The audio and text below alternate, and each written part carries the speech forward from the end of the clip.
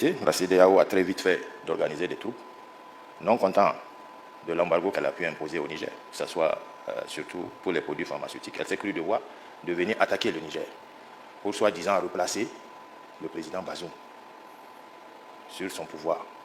Nous savons quand même que c'est une utopie. On ne peut pas, dans de telles circonstances, dire qu'il va falloir venir attaquer le Niger et replacer le président. Militairement, on sait que ce n'est pas possible. C'est du domaine du fantasme. Quand nous savons dans quelles conditions se trouve le président et qu'aujourd'hui, je ne sais pas si cette technologie existe pour pouvoir venir chercher le président Bazoum. Nous le disons haut et fort, à une seule condition. Si on force, peut-être c'est son cadavre qu'il faut chercher. Et si tel est l'objectif, peut-être que l'attaque pourrait être justifiée. Et si ce n'est pas le cas, je ne vois pas dans quelles conditions on pourrait revenir essayer de replacer le président Bazoum en selle. Donc, nous appelons à ce qu'on aille de l'avant, qu'on s'assoie, qu'on discute, que vous nous écoutiez, qu'on trouve les justificatifs, qu'on vous explique les raisons, pourquoi c'est arrivé, comment c'est arrivé et comment nous pensons nous en sortir. Je pense qu'aujourd'hui, ce forum, essentiellement, se pose la question fondamentale de savoir comment sortir de cette situation. Nous l'avons dit, nous sommes venus essentiellement pour un problème sécuritaire qui date de plus de 10 ans. Nous voulons le résoudre très rapidement. Vous connaissez la situation du Niger. Il y a des économistes ici parmi vous qui savent un peu ce que c'est que le Niger, à tout point de vue. Donc, par rapport à ça, vous savez très bien que ce n'est pas quelque chose qui peut se régler en 6 mois ou en 9 mois. Si cela pouvait être possible, nous avons eu plus de 5000 partenaires français qui avaient été annoncés dans le Sahel depuis plus de 10 ans, qui ne sont pas arrivés à résoudre le problème. Et pourtant, qui connaît la capacité de la France? Donc, nous avons pris sur nous de dire qu'on ne va pas dépasser 3 ans.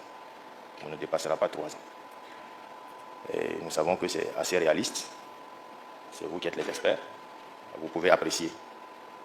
Et aussi, même dans ce délai que nous avons pris, c'était de demander que le forum auquel nous allons appeler la population, le peuple nigérien, le forum inclusif, qui sera convoqué sous peu, pourra décider autrement. S'il décide que c'est moins de 3 ans, ce serait moins de 3 ans.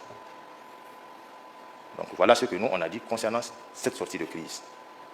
Maintenant, on s'est fixé un délai. Nous voulons, en réaction, que la communauté internationale nous accompagne, mais pas de continuer à imposer ces sanctions qui sont vraiment d'une autre nature sur le Niger.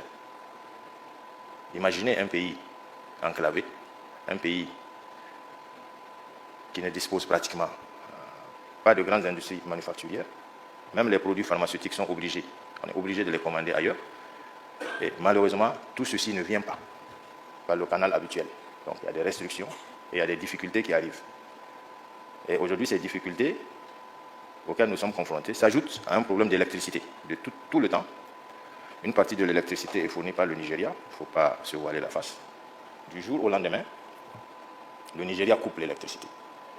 Alors qu'en réalité, chaque mois, le gouvernement nigérien paye sa facture d'électricité au Nigeria. Chaque mois. Donc on ne comprend pas dans cette dynamique de quel droit peut s'arroger le Nigeria de couper l'électricité au Niger. Imaginez un peu le nombre de morts que cela a pu causer dans les hôpitaux nigériens, avant qu'on ne puisse se saisir de cette problématique. Donc c'est un peuple résilient qui est là-bas, qui attend d'être compris, qui attend que les amis du Niger, parce que